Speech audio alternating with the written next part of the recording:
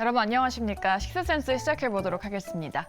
오늘은 다행히 상승 종목 수가 하락 종목 수 대비 많았던 시장입니다. 간밤에 FOMC도 무난하게 마무리가 됐고 또 오늘은 다소 비둘기적인 분위기가 나왔기 때문에 미국장과 국내 증시에는 좀 긍정적이었던 것 같습니다. 또 어제 국내 증시가 수급이 좀 과하게 쏠리면서 급락했기에 오늘은 되돌리는 장세가 연출이 됐는데요. 이런 시장에서 어떻게 살아남아야 할지 두 분과 함께 자세한 전략 짜보도록 하겠습니다. 오늘은 헤르메스 스탁의 하창원 본부장 그리고 김시은 팀장 나와주셨습니다. 두 분 안녕하십니까? 안녕하십니까? 네. 오늘의 빅 이슈 3가지 짚어보도록 할 텐데요. 첫 번째 키워드부터 바로 만나보시죠. 네, 첫 번째 키워드는 반도체입니다. 다시 반도체 시간이 온 걸까요? 전날 지수가 급락할 때 오히려 삼성전자는 낙폭을 조금 줄였거든요. 그럼 이제 2차 전지의 대안으로서 반도체를 봐도 되는 시기가 온 걸까요? 사실 반도체 시기가 왔다라기보다는 이미 와 있었죠. 그러니까 2차 전지와 반도체가 계속 핑퐁핑퐁을 맞아요. 하고 있었는데 이게 조금 차이점은 뭐냐면 이게 삼성전자랑 하이닉스 올라가니까 오늘 반도체 네. 이름 들어간 거 다 올라가잖아요. 맞아요. 그러니까 이게 이제 조금 온기가 다르다고 이해를 하시면 될 것 같아요. 그러니까 반도체 쪽으로 올 때는 반도체 대장주들뿐만 아니라 이제 HBM과 연관되어 있는 종목은 당연히 급등이 나오는 거고요. 그다음에 기타 이제 여러 가지 전공종부터 여러 가지 부분에서 좀 수혜를 받을 수 있는 쪽이 상승력이 나온다라고 친다면 2차 전지 같은 경우는 정말 압축이 되어서 올라가는 거죠. 딱 포스코 그룹주만 엄청나게 슈팅이 나온다거나 에코프로 그룹주들이라든지 딱 일부 한 10개도 안 되는 종목군들이죠. 그쪽으로 수급이 완전 쏠리는 그런 좀 경향이 있었고 그나마 좀 붙이면은 이제 리튬 관련된 회사들로 알려진 그런 기업들이 좀 일부 올라가는, 그래서 이제 상승 종목 수가 2차 전지 쪽에 포커스가 되면 100종목도 잘 못 올라가죠. 전거래도 50종목이 올라간 것처럼 그런 기조가 나오는 거고, 그래서 시장의 분위기도 상당히 좀 다릅니다. 그래서 이제 그러니까 반도체 대장이 올라가는 게 물론 오늘 하이닉스가 10% 거의 가까이 올랐는데 엄청나게 많이 오른 거긴 하죠. 근데 에코프로 그룹주가 올라간 것처럼 20% 30%는 아니라는 거죠. 그러니까 이게 조금 더 어떻게 보면 순환매의 가능성과 같이 섹터가 그냥 아예 가는 거기 때문에 기대감은 좀 확대가 될 수 있겠다라고 보시면 좋을 것 같고, 일단 컨컬에서 HBM에 대한 또 언급들이 상당히 좀 있었잖아요. 그러다 보니까 HBM에 대한 기대는 계속적으로 높아질 수밖에 없는 상황이고, AI 쪽은 이제 막 개화를 한다라고 보시면 될 것 같거든요.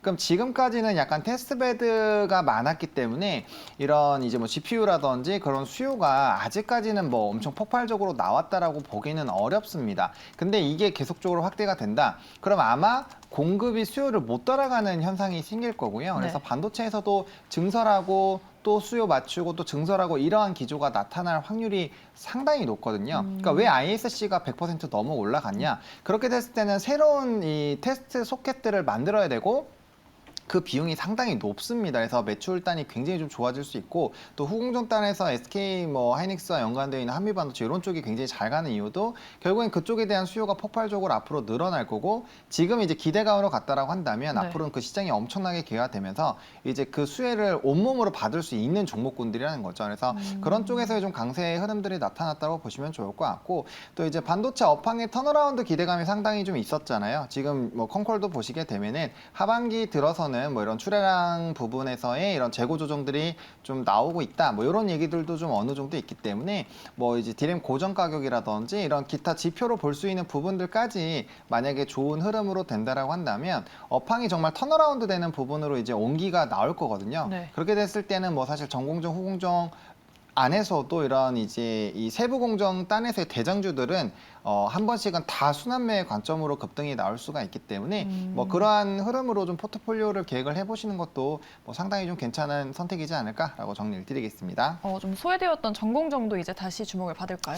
그렇죠. 왜냐하면 사실 전공정 부분에서도 일부 종목군들은 시세가 좀 많이 분출했었던 종목군들이 있거든요. 근데 그게 이제 온전히 다 안 가는 거는 재고라든지 이런 부분들이 줄어드는 걸 확인을 해야 되는데, 사실상 이제 뭐 콩콜이라든지 이런 부분에서도 우리가 확인을 해야 되는 거고 네. 그게 뭐 정말 V자 반등으로 재고량이 막 감소하지는 않았거든요. 그러다 보니까 약간의 좀 지연 흐름들이 있었는데 지금 가이던스 자체는 상당히 좀 긍정적으로 볼 수 있는 요인들이 많기 때문에 네. 그렇게 된다라고 한다면 뭐 식각이라든지 노광 쪽이 아무래도 비중이 높으니 그쪽에서의 뭐 대장주들은 좀 관심 있게 보실 필요가 있지 않을까라고 보고 있고 뭐 그쪽에 가면 이제 뭐 나머지 부분들도 다 간다라고 보시면 될 거기 때문에 네. 좀 한 번에 또 순환매의 관점은 충분히 관심 있게 보셔도 괜찮지 않을까라는 생각입니다. 전공정까지 순환매를 기대해 볼 수 있겠다. 두 분 다 그동안 사실 뭐 반도체를 본다면 AI, HBM을 위주로 보자라고 말씀하셨는데 AI 쪽은 이제 개화하는 시작하는 시기다라고 말씀하셨어요. 그러면 하반기에는 이제 2차 전지보다는 반도체, 이 AI 반도체를 좀 담아야 할까요? 좀 저는 두 개를 좀 적정히 담으면 좋지 않을까. 2차 전지가 지금 좀 조정이 나온 게 네. 너무 많이 급등을 했기 때문이에요. 사실상 뭐 성장성이라든지 이런 부분은 굉장히 긍정적인데 지금 좀 탈이 난 부분이 너무 많이 급등을 했기 때문이라고 보여지고 있는데 하지만 저는 2차 전지 같은 경우에는 어느 정도의 조정이 좀 나오고 난 다음에 숨고르기 어느 정도 하고 다시 한번 올라갈 수 있지 않을까 그렇게 생각을 하고 있다 보니까 2차 전지는 말고 반도체를 담자가 아니라 두 개 포트를 좀 어느 정도 조정을 해서 좀 비중 있게 담아시는 게 좋지 않을까라고 보고 있고 네. 반도체 관련했을 때는 저는 전공정보다는 후공정 쪽에 좀 더 비중 있게 담아야 되지 않을까라고 보고 있는데 아무래도 AI 쪽 같은 경우에는 앞으로 시장에 대한 부분이 계속해서 커질 수가 있습니다. 사실상 우리가 좀 이번 컨콜에서 확인을 했던 게 반도체에서 우리가 좀 기대를 했던 부분, 뭐 재고에 대한 부분도 나와주고 있었고 그리고 HBM 반도체 관련했을 때 투자를 하고 그리고 성장성을 좀 어느 정도 확인을 하면서 사실상 하이닉스가 그 박스권 뚫고 올라갔던 게 저는 HBM 쪽에서 어느 정도 환호를 했기 때문이라고 보여지고 있거든요. 그 점에서 본다면 HBM 관련주 같은 경우에는 아직까지 계속 바라볼 필요가 있다라고 보고 있고 거기다 엔비디아 실적이 나오게 된다면 AI 반도체 같은 경우에 더 크게 뛸 가능성이 높습니다. 엔비디아 실적이 8월 23일 정도가 예정이 되어 있는데 엔비디아 실적이 점점 가이던스가 올라가고 있어요. MS라든지 알파벳이 실적 발표하면서 컨퍼런스 콜을 했는데 내년까지 AI 인프라에 투자를 한다라고 하면서 지금 미국 쪽에서는 우리가 생각했던 엔비디아 실적이 더 높게 나올 수가 있다. 이런 이야기가 나오고 있다 보니까 사실상 엔비디아 실적 같은 경우에는 굉장히 기대가 된다. 우리가 AI 반도체에 그동안 많이 집중을 했었고 그리고 좀 관심을 많이 가졌던 이유가 엔비디아 실적 1분기 너무 잘 나왔어요. 1분기에 워낙 잘 나오고 서프라이즈하게 나왔다 보니까 그 관심이 AI 시장 자체가 커지면 뭐가 수혜를 받을까? 그럼 반도체 이런 식으로 흐름이 다 나오다 보니까 실적을 발표를 하고 게 된다면 다시 한번 더 관심 있게 더 받지 않을까 보고 있습니다. 뭐 2차 전지 조정이 나오곤 있지만 하반기 포트를 짠다면 2차 전지랑 반도체를 적절히 잘 분배해서 담아야 된다라고 하셨고 반도체를 본다면 전공정보다는 후공정 쪽을 보자라고 또 말씀을 해주셨습니다. 반도체에 대한 코멘트 전략자 봤고요. 두 번째로 이 실적 시즌이 본격적으로 시작된 만큼 실적 관련주 한번 보도록 하겠습니다. 바로 자동차 관련주인데요. 어제는 현대차 그리고 오늘은 기아차가 사상 최대 실적을 보여줬습니다. 또 미국 기업들이랑 손잡고 충전 동맹을 결성한다라고 했거든요. 그런데 주가는 크게 반응하지 않고 있는 것 같습니다. 그동안 뭐 하반기 주도주로도 자동차가 많이 꼽혔는데 하반기에 달려줄 수 있을까요? 좀 자동차가 주도주로 떠오를 수 있을까요? 네, 저는 가능하다라고 생각을 하고 있습니다. 그러니까 왜 이렇게 자동차가 정말 안 움직일까라는 그러니까요. 물음표가 많이 생기거든요. 사실상 제가 뭐 요번 달, 저번 달 제일 많이 언급하고 추천했었던 종목군들이 자동차 부품주들이었거든요. 네. 그래서 뭐 상당히 뭐 앞단에서 얘기한 종목군들은 많이 올랐는데 이게 정말 뭐 외국인도 매수가 엄청나게 들어왔고 프로그램 매수도 엄청나게 들어왔는데 이게 이제 수급에 공백이 생기다 보니까 완전히 소외됐잖아요. 네. 사실 뭐 자동차뿐만 아니라 그쵸. 이제 뭐 건설기계나 뭐 일부 변압기 쪽은 이제 뭐 LS그룹주랑 엮이거나 이러다 보니까 좀 그래도 주목을 받았는데 네. 나머지 부분은 실적이 좋아도 박살난 종목이 너무 많았죠. 그러니까 우리가 이제 생각을 좀 해봐야 되는 게 오히려 이럴 때는 매수를 해야 되는 게 맞거든요. 근데 뭐 현대도 너무나도 잘 나왔고 지금 기아도 잘 나온 상황이고 가이던스 자체도 두 기업 모두 다 상향을 했잖아요. 그러면 지금 이제 전기차에 대한 수요가 빠르게 늘어나고 그걸 이제 숫자로 찍히는 거 물론 중요하죠. 근데 이렇게까지 영업이익률이 13%대면 정말 엄청나게 좋아진 거거든요. 네. 한 자릿수에서 이렇게 폭발적으로 지금 2분기 연달아 상승이 나오고 있는데 이런 시점에서 왜 못 갈까에 대한 좀 저는 개인적인 물음표가 있는 상황. 물론 그거는 있어요. 하반기 때 그 이 자동차 섹터를 보는 사람들의 시각이 좀 많이 갈려 있어요. 어떻게? 저처럼 되게 좋게 보는 사람이 있고요. 이거는 이제 하반기에는 출하량이 또 감소를 하면서 기저 효과 때문에 오히려 안 좋을 수 있다. 이렇게 보시는 분들도 좀 상당히 있거든요. 근데 저는 좀 굉장히 좋게 보고 있는 쪽의 한 사람이고요. 일단 뭐 현대나 기아 같은 경우도 실적으로 간다라고 한다면 뭐 충분히 이 현대 같은 경우도 23에서 24만 원대 노려볼 수 있을 것 같고 기아 같은 경우도 10만 원 충분히 돌파가 가능하다라고 생각을 하고 있거든요. 그래서 조금은 답답하시겠지만 저는 만약에 이렇게 조금 더 주가가 계속 하락하는 흐름들이 나온다면 오히려 좀 매수의 관점으로 보셔야 될 것 같고 현대모비스 같은 경우도 오늘 실적 발표가 아마 나왔던 걸로 기억하는데 이것도 막 그 잘 나왔음에도 불구하고 막 빠지잖아요. 네. 그러니까 이런 것들은 특히나 이제 1차 벤더 쪽은 주가가 아예 못 올라간 상황이거든요. 이런 종목군들 같은 경우 오히려 눌려주면 또 다른 매수로 좀 대응을 해보시면 어떨까 싶습니다. 그래서 뭐 부품주들이 뭐 서현이하나 뭐 성우하이텍, 화신, SL 이런 종목군들이 좀 더 빠르게 움직이고 있는데 뭐 그런 쪽에 대한 눌림목 관심도 충분히 가능하다라고 보고 있고요. 대부분이 실적이 굉장히 좋은데도 불구하고 삼성모터스도 마찬가지죠. 이게 실적 기대감으로 급등이 나왔는데 이 1, 2주 사이 진짜 수급이 쏠려 있을 때 거의 제자리에 다 왔거든요. 그러니까 이런 종목군들 같은 경우는 지금 시점에서 매수하기가 굉장히 신규 매수하기가 접근하기 좀 좋다라는 거죠. 뭐 이 종목을 사시라는 게 아니라 네. 그런 기회가 상당히 자동차 부품주에 많기 때문에 좀 조사하셔가지고 좀 이 기호에 맞는 거를 좀 선택을 해보시면 좋지 않을까라고 생각하고 있습니다. 그렇죠. 워낙 뭐 실적 판매량이 잘 나와서 하반기에 좀 기저 효과로 인해서 상대적으로 감소를 할 수가 있겠죠. 팀장님은 자동차 관련주의 전망 어떻게 보시는지 뭐 지금 담아야 할까요? 아니면은 조금 더 눌림목이 나오게 될 때 그때 봐야 할까요? 저는 지금도 괜찮다고 보고 있습니다. 현대차도 그렇고 기아도 그렇고 지금 박스권 하단 라인이 있어요. 네. 지금 뭐 현대차 차트를 한번 봤을 때 지금 위아래로 있을 때 박스권 하단 라인, 그러니까 19만 원 라인대까지 왔다 보니까 사실상 이 라인대 같은 경우에도 좀 분할적으로 매수를 해볼 만하다라고 보고 있고 기아 같은 경우에도 지금 120선에서 좀 맞춰주고 있는데 이 라인 같은 경우에도 8만 원대 박스권 하단 라인이다 보니까 이 라인 같은 경우에는 좀 안 깰 것 같다고 생각을 하고 있는 게 현대차, 기아 가이던스 내용도 보고 그리고 컨퍼런스 콜 내용도 보면은 하반기 좋을 것이다 이야기를 하고 있습니다.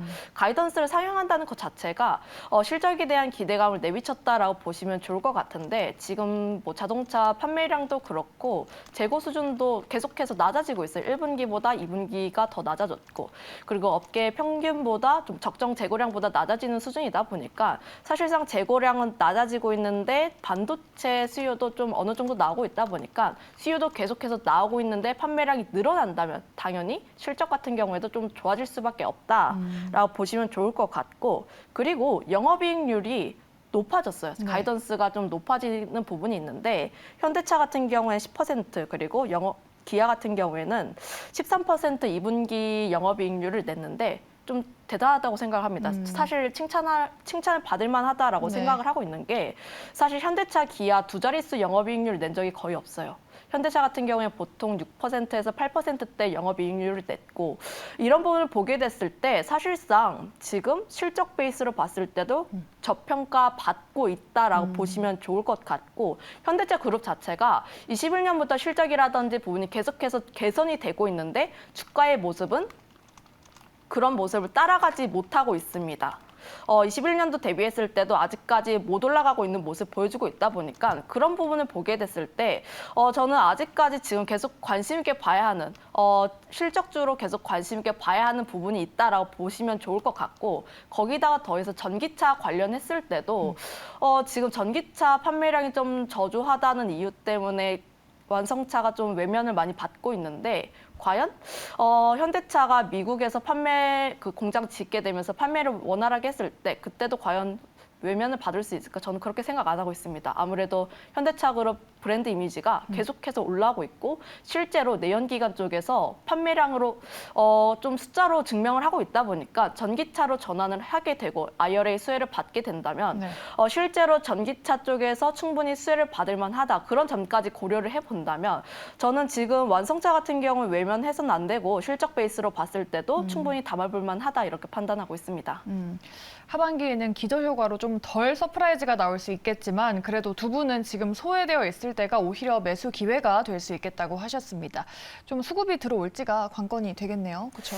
근데 실제로 현대차 같은 경우 외국인 수급이 꾸준하게 들어오고 있어요. 그런 부분을 보게 됐는데 하지만 완성차 입장에서는 조금 억울한 게 반도체에 치이고 네. 2차 전지에 맞아요. 치이고 하다 보니까 사실상 2차 전지와 반도체가 시소 게임이 좀 어느 정도 해소가 되고 다른 섹터로 어느 정도 좀 완화가 되고 네. 온기가 돌게 된다면 다시 한번 완성차 쪽에도 관심이 가져지지 않을까 이렇게 보고 있습니다. 수급이 좀 분배가 된다면 자동차에도 기회가 오지 않을까 싶습니다. 자동차에 대한 이야기 들어봤고요. 마지막 키워드 보도록 할게요. 실적주를 봐야 된다고 말씀을 드렸죠. 실적이 좋은 섹터, 건설기계 섹터입니다. 불황에도 호실적을 냈고 리포트도 여러 군데서 잘 나왔는데 주가가 오늘 왜 이리 밀리는지 그동안 좀 많이 오르긴 해서 가격 조정 정도로 봐야 될까요? 네, 저는 그렇게 생각을 하고 있고요. 뭐 수익 실현하시고 네. 반도체 쪽으로 넘어간 게 아닌가라는 생각을 하거든요. 기간 조정이 되진 않겠죠? 기간 조정에 대한 가능성도 열어는 두긴 해야겠죠. 왜냐하면 단기간에 주가가 올라갔기 때문에. 네. 하지만 만약에 가격 조정과 기간 조정이 같이 온다라고 한다면 오히려 저는 적극 매수로 대응을 하는 것이 아닌가라고 생각을 하고 있고요. 일단 건설기계 같은 경우는 지금 업황이 상당히 좋은 상황이죠. 북미 지역이 굉장히 폭발적인 성장이 나오고 있고 뭐 대부분의 건설기계 종목군들이 각 지역에서 두 자릿수 이상의 성장 기조가 나타나고 있는 상황이거든요. 네. 그리고 이제 중국 비중이 상당히 높았습니다. 대부분이 30%대였는데 이게 한 자릿수로 다 끌어내린 상황이거든요. 근데 그런 상황에서 이제 기타 지역들이 상당히 좀 좋아진 상황이고 주력 산업들에서의 좀 기대감이 있는 상황이에요. 근데 이제 문제는 22년도에는 한 8% 정도 성장이 나오던 게 올해는 한 7%대 성장으로 예상이 되고 있거든요. 그러니까 그 폭 자체가 미묘하지만 좀 살짝 줄었다라는 부분에서 이게 그 다음에도 좋아질 수 있는가에 대한 물음표가 있는데 일단 미국 주택시장의 그 협회에서는 이제 미국 시장 자체가 23년뿐만 아니라 그 이후에도 상당히 견조한 이제 주택시장이 마련이 될 거다라는 좀 언급들을 했습니다. 그래서 북미 지역에서의 뭐 성장 기대감들은 뭐 일부 유효하다라고 보시면 좋을 것 같고 이제 변수가 될 수 있는 거는 원자재 광물 부분이라고 생각을 하고 있거든요. 근데 이것도 아마 이제 중국과의 공급망 이슈가 있는 상황이고 계속적인 원자재에 따른 이런 조달이 진행이 되려고 한다면 새로운 채굴 이슈들이 발생을 할 수가 있거든요. 그리고 이제 엘니뇨 현상 때문에 지금 일부 광산들은 좀 채굴이 좀 힘들어지고 있는 상황도 있습니다. 그래서 그런 대외적인 변수들이 계속적으로 있는 상황이기 때문에 이런 부분들도 좀 체크를 해보시면 좋을 것 같고 또 이제 건설기계 쪽은 뭐 재건이라든지 또 하반기 중국발 이슈가 또 생길 수가 있거든요. 비중을 많이 줄여놓기는 했지만 그 시장이 과거에 가장 컸었던 시장입니다. 네. 근데 부양책이 강력하게 나오면서 만약에 중국 시장의 기회가 열린다. 이거는 뭐 북미와 유럽 지역에서 폭발적인 성장이 나오고 있는 현 시점에서 플러스 알파 요인으로 굉장히 좀 큰 도움이 될 수 있는 상황이거든요. 그래서 좋아지면 더 땡큐고 네. 안 좋아져도 사실상 지금 업황만 보더라도 상당히 긍정적이기 때문에 지금 건설기계가 만약에 억울하게 좀 많이 눌린다. 그러면 오히려 적극 매수로 대응을 하셔도 충분히 괜찮은 상황이다라고 정리드리겠습니다. 네. 가격 조정이 기간 조정으로 이어진다고 하더라도 오히려 좀 담아봐야 하는 기회다. 자동차주랑 좀 비슷한 맥락이네요. 네. 그러면 인프라 관련주는 일단 뭐 어제 오늘 급락이 나왔기 때문에 조정의 시작이라고 봐야 되는지 좀 더 조정이 나올 때 봐야 할까요? 네, 저는 조정이 나오면 좀 담아볼 만하다고 보고 있는데 현대 완성차도 그렇고 건설기계도 그렇고 두 섹터의 공통점이 무엇이냐라고 보면은 실적, 2분기 실적 잘 나올 거 알아요. 그리고 실적 나왔을 때 오히려 주가가 빠졌습니다.